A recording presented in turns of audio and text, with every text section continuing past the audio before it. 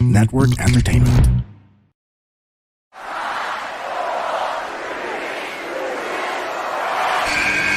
Who's ready for story time?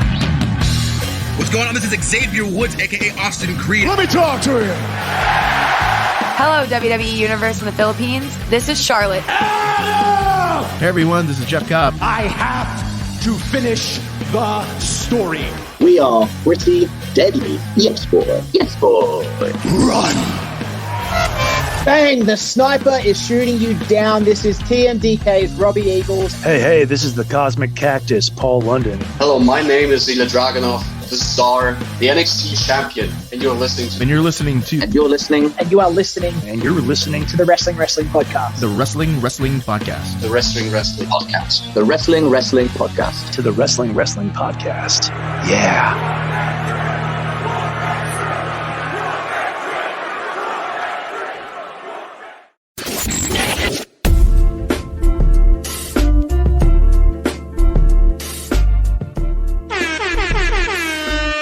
Listening to the longest running weekly episodic Filipino wrestling podcast. This is the Wrestling Podcast post shows. This is where we record all of the stuff that we didn't have time for on the live stream.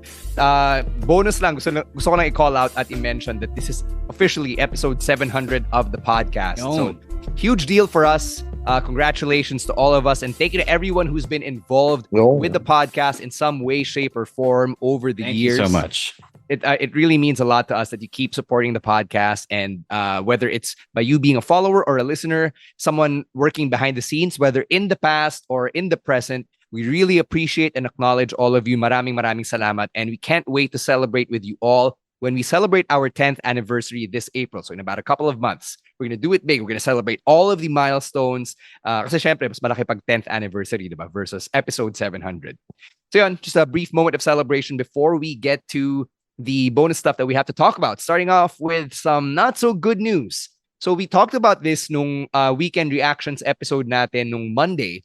But just over the last 24 hours, in-announced ni Shotzi on Instagram that her official diagnosis is a torn ACL and she will be out for 9 months. So yung pampalubag loob na lang daw niya, at least yung tattoo niya, hindi na damage. So at least buo pa siya. She's starting rehab already, day 2 out of her surgery.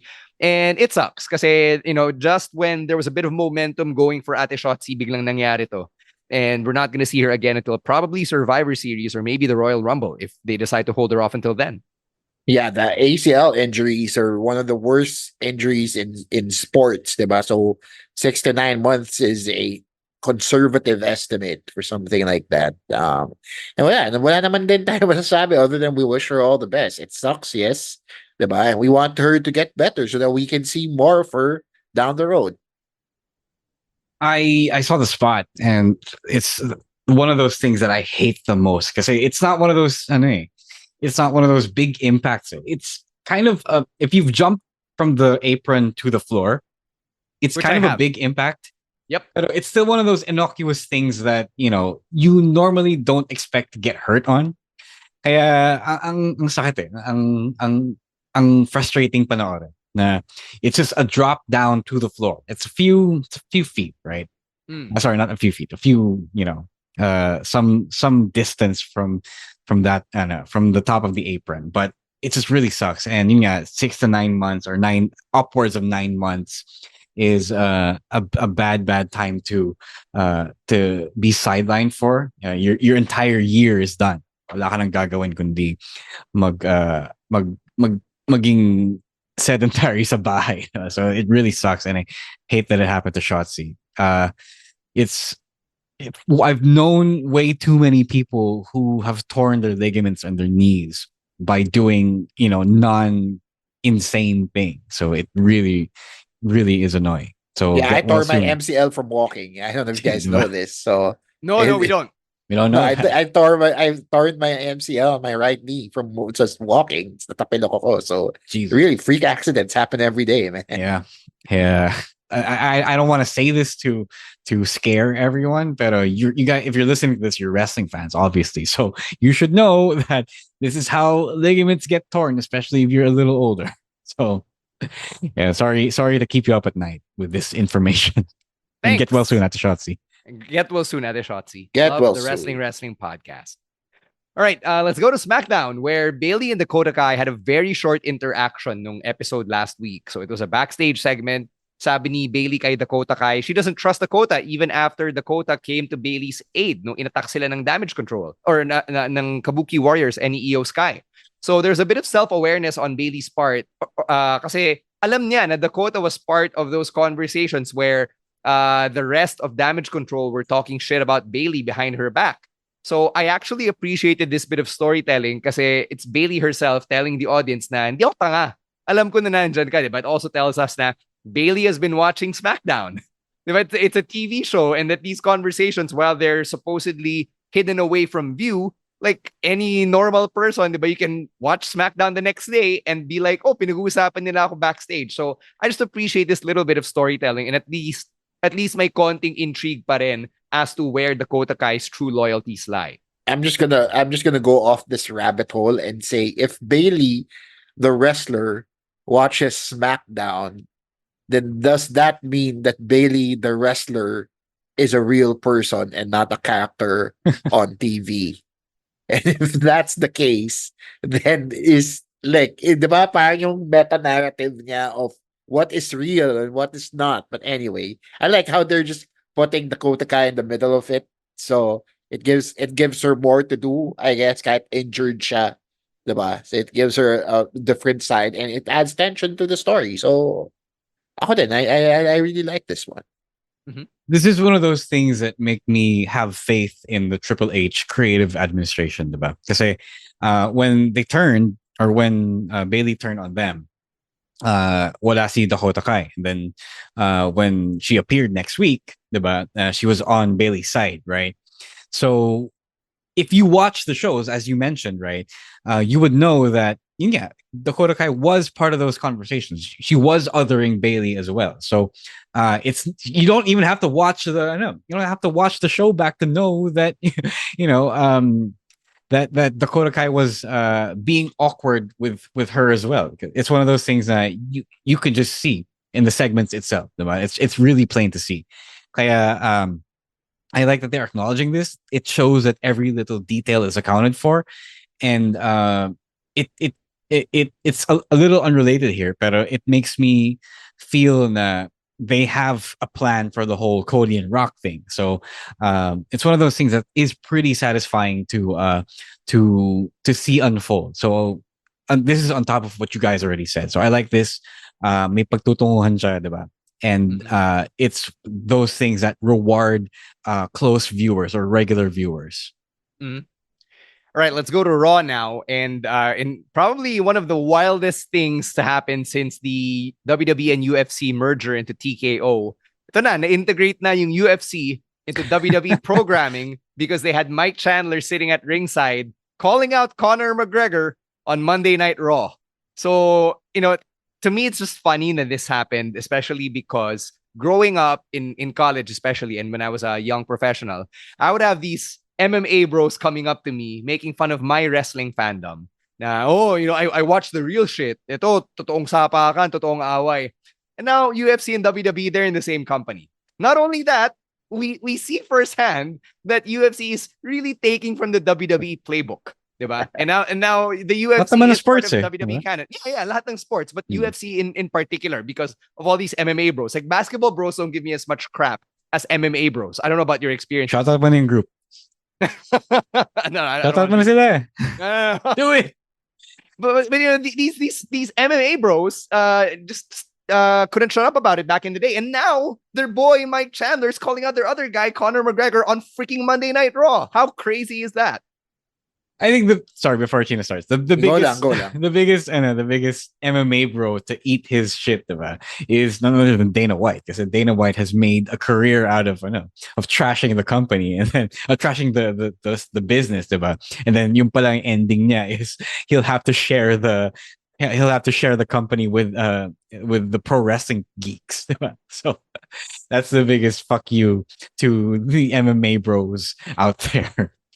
Kasi like nakakatawa dito, when we were talking about this merger months before it actually happened, we were all like pretty concerned, yes, but at the same time, also very aware na hindi porket nag-merge siya na mag-MMA na si John Cena. Alam mo yon? Like, it's like a far-fetched thing for people to consider because that was a legitimate concern among the fandom. But now that we're getting Mike Chandler of all people, who is a top contender in his weight division, diba? In the UFC, it only makes me wonder kung eto na ba yung mangyayari moving forward. Are we gonna get like spots from the UFC diba, segments reserved just for them? Are we going to start seeing joint pay-per-views now? What is like the true end game of this stunt that they pulled? Because I don't know how you can successfully integrate. I guess ginagawa na sa Japan, but I don't know in stateside how you can successfully integrate something as larger than life like the WWE into something that's very grounded like the UFC. Mhm.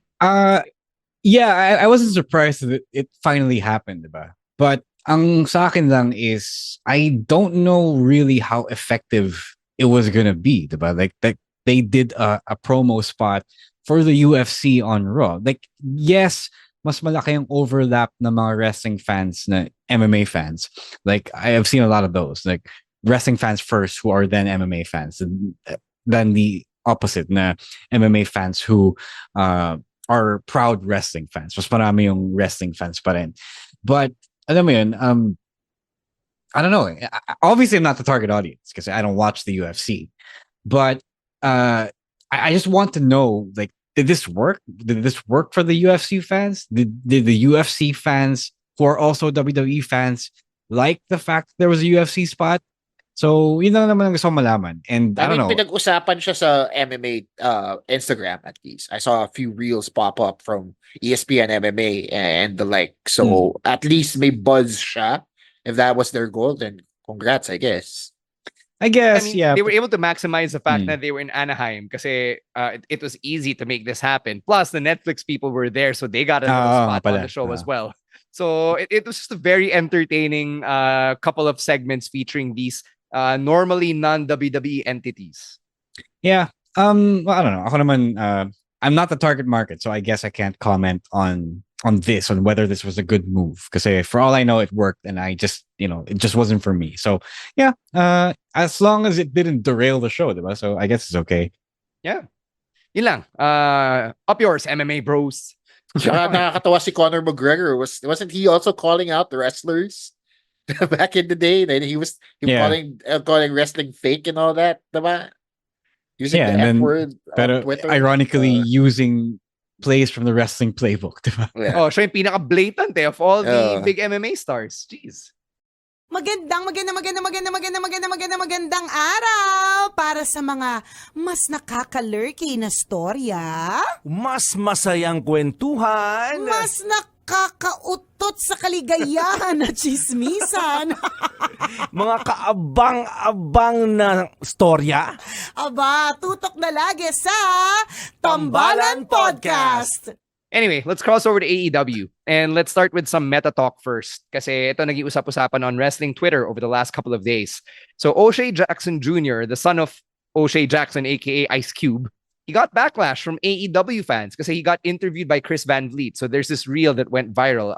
It's a clip from the podcast between him and Chris Van Vliet. Sabi ni O'Shea Jackson Jr. na he wants Tony Khan to properly introduce hot indie talent on TV and for AEW fans to stop acting high and mighty. So, kinontextualize niya. Sinabi niya na naiinis siya whenever he's watching AEW and then this guy is just randomly trotted out on TV. I believe this is something I've also said before on the podcast. Na parang Excalibur goes on to list all of his many accomplishments, Lolit Solis style, in like a minute or less. And there's barely any real context kung bakit big deal ito. And AEW fans would just say on Twitter na, hindi, GMG, Google mo na lang gago. So, I'm kind of on O'Shea Jackson Jr.'s side here kasi tama naman, di ba? AEW is trying to be mainstream. And if you want these non-mainstream talent, these indie hotshots to really get over as mainstream talent, I think you have to give them that extra push. Total, nandun ka na rin lang naman. May platform ka na to do it on TBS or on TNT. Yeah, the problem kasi here is that for some reason, Smarks love treating it as a badge of honor na, okay, kilala ko lahat ng mga independent wrestler na sumikat sa internet, diba?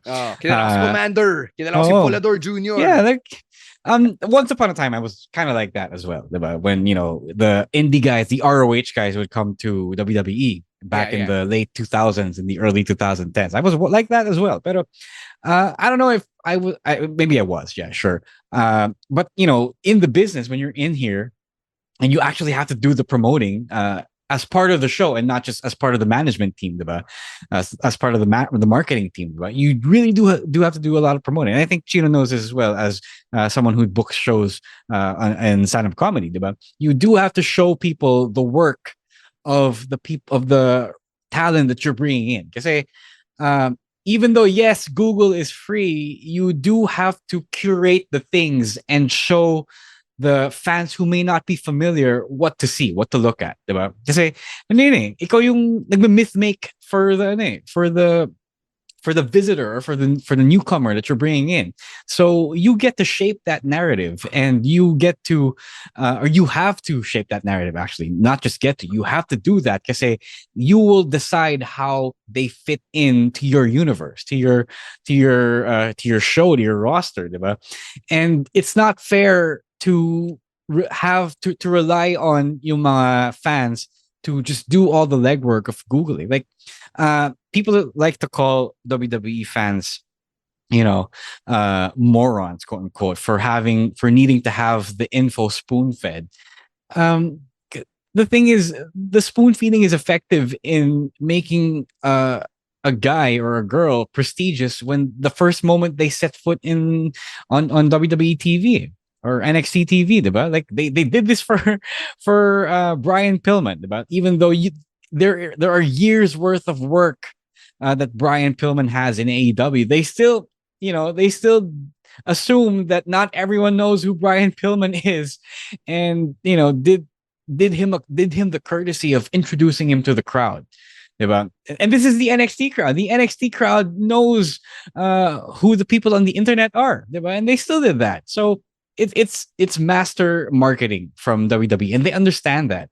Sa akin na kasi hindi naiintindihan ng mga smart store, ayaw nilang intindihin kasi alam mo yun, the whole knowing them before they become mainstream thing is, a point of pride, but it's not the most sensible thing business wise. And I'm actually kind of disappointed that thought leaders in wrestling, like I don't want to name names, but some big names have taken to clowning Ice Cube Jr. as well for his take. Because even though that guy is a WWE homer, and I think most of the backlash is because of the fact that he is pro WWE for most of his fandom.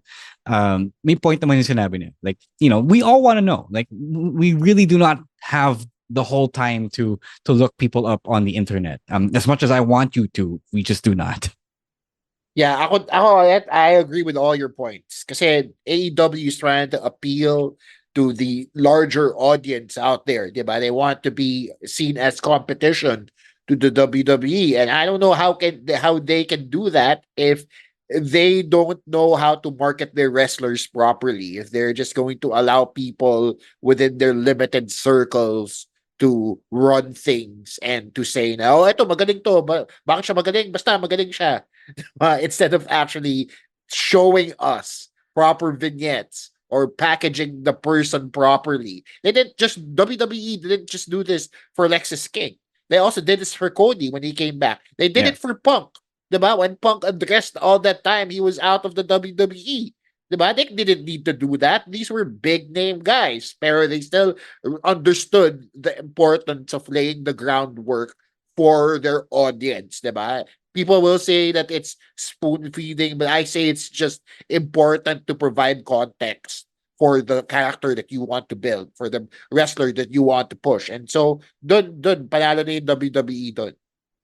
Yeah, let me tell you something from your experience namin ni Ro working with PWR. When we did Homecoming, we brought in TJP, Billy Swade, and Jeff Cobb, diba? And for people like us who were already in the scene, we knew who these three people were. But we were trying to make Homecoming the largest local show ever produced, which meant na we couldn't just rely on our regular 300 to 400 guests every week or every month to come watch this really huge show that we spent over ₱1 million on. So what did we do? We promoted and we went to radio stations. We tried to get TV guestings for all of these guys. Diba?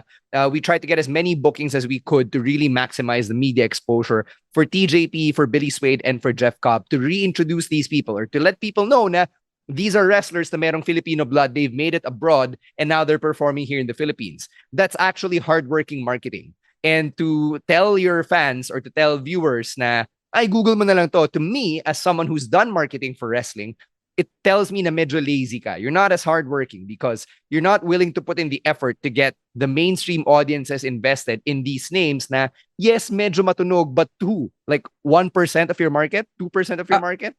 I'll be fair and say that Tony Khan has been stepping it up a little bit here.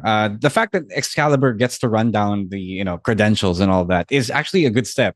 And nagagawa naman nila ng paraan ngayon. But the fact, what I'm more pissed about is not Tony Khan, but the entire fan base who thinks that this is okay and it's okay to gatekeep fans who are not as hip, right? And forcing them to Google when you don't even know where to Google. Because for all we know, you can't find the best match of, let's say, El Hijo de Vikingo on YouTube. Like I know you have to, get into a few torrent sites to really find that stuff and make it accessible, diba? So yung palang mahirap na, diba? So if you can't give me what I want to see from these guys, then how am I supposed to take your word for it? Na he's good. Like personally, speaking as me, it's not easy. It's not hard to get me to look something up. But we cannot assume that all the fans are like me or like your neckbeard smart on the internet, diba? That's just not a good way to do business. Mm-hmm. All right, we're going to close things out with this development on Dynamite. So yung TNT Championship match for Revolution is going to feature Christian Cage and Daniel Garcia. So last week, no contest yung match nila ni Adam Copeland for the #1 contendership. And then Adam Copeland got taken out by the patriarchy. He was on the receiving end of a concerto from Christian Cage. So sabi nila he's not medically cleared to compete at Revolution. So now Daniel Garcia is automatically slotted in as the #1 contender. What do you think about this one? Kasi for me, it kind of makes the rankings seem a little bit off. Kasi dapat mataas si Adam Copeland, diba? Then just because na no contest, ayun, umangat pa si Daniel Garcia. How did he become the automatic #1 contender here? It's just funny that wala pang 6 months and they're already negging the standings that they built up. Diba? They made such a big deal about sticking to the standings and saying that they matter again. And then now they're doing this. But I don't really know if Adam Copeland, what shape he's in, kung injured ba siya or what. So I like Daniel Garcia. I like that he's getting this push. But at the same time, I was really liking the rematch that was supposed to happen, which was Copeland versus Christian Cage. We will still get that. I don't think Daniel Garcia is walking away with the title, but it's just weird how after only a few weeks, few months, wala na ulit yung standings nila. Yeah, it depends. The opinion really depends on whether or not Adam Copeland's injury is real. But at the same time, how hard was it to book Daniel Garcia in another match and have him win? I don't know. It on one hand, on paper, it makes sense kasi siya yung pero at the same time, Daniel Garcia didn't win anything, so that doesn't make him automatically qualified to go to the championship match. So it's one of those things that Tony Khan still really can't book his way out of a paper bag. So may ganung factor. As you guys said, it's really easy to book a way around it and legitimize Daniel Garcia, diba? But he couldn't do that. So sayang. I like it. Yeah, Chino's right. Daniel Garcia has been proving himself lately with his run. Pero syempre, it doesn't help your reputation as a bad writer, a bad booker that you instantly flout the storytelling device that you brought back. So yun lang naman. Ito, the promo earlier from Daniel Garcia was actually pretty good. Like, now I'm convinced he can be a viable babyface. Kasi nung una, parang, okay, the only thing he really had going for him was his great wrestling ability and the gyrations, diba? Yung dancing niya. But now, he's proven na he can actually be a compelling babyface. What did you think about Christian invoking the real names of Daniel Garcia's parents and telling people na, hey, your dad is dead and he was such a horrible father kaya ka nagkaganyan? Like, given yung storyline ng character ni Christian Cage, is it still consistency or is it overkill na itong ginagawa nila? I think they're just doubling down on the Christian strengths at this point. I mean, they did name the faction the Patriarchy, built around the fact na he likes to talk about dead parents. Diba? That's a whole gimmick. I don't think it was overkill. I'm pretty sure kung overkill man yun, Christian Cage would have said something, being that he is one of the more veteran people on that roster. I think this Christian is the Christian that I enjoy watching. Kasi pwede lang siya maging kupal and then just call it a day. You know what I mean? It's like he does the bare minimum to be an asshole, which is talk about people's dead parents, and he gets the heat for it. And I don't know. Na-enjoy ko pa siya at this point. Ako naman, tawag doon, I don't think it's overkill because the guy actually hasn't said that thing, the line, in months, diba? I don't recall the last time he called someone's father dead, and that is a good sign for it. Because he's been busy building up the patriarchy, converting Mother Wayne, and I think it would have been really overkill if he went and did that to Sting today. So that is what would have driven the nail in that coffin, diba? So again, it's one of those things that, okay, I'm sure, I hope that he brought it up with Daniel Garcia before the segment and say, hey, I'm gonna call your dad dead and horrible. So it's one of those things. I know. If Christian was like saying that to random wrestlers in the roster every week or every Dynamite or every Collision once a week, na patay tatay mo, that would have been overkill. But he brought it out again after a while, and I think that's kind of what keeps it special. And as Adam Copeland said about Christian in a recent interview, he really does enjoy being the dick. So let's give that to him. Chino's right. He does. It is his strength, and as much as he is a good babyface, he is a better heel. Mm-hmm. All right. So there you have it. That is our Wrestling Podcast post show. If you love the stuff we talk about, or if you want to join in on the conversation, you know where to find us. It is at Wrestling2XPod on TikTok and on Twitter. We're going to catch you on Tuesday for our weekend reactions and Wednesday for our picks of the week. On behalf of Emil Nate and Rowan ASH, who are not here, as well as Chino Liao and Ro Moran, my name is Stan C, saying that's it for episode number 700 of the Wrestling Podcast. Stay safe, stay healthy, and don't be a dick. Later, Outcasts. Peace.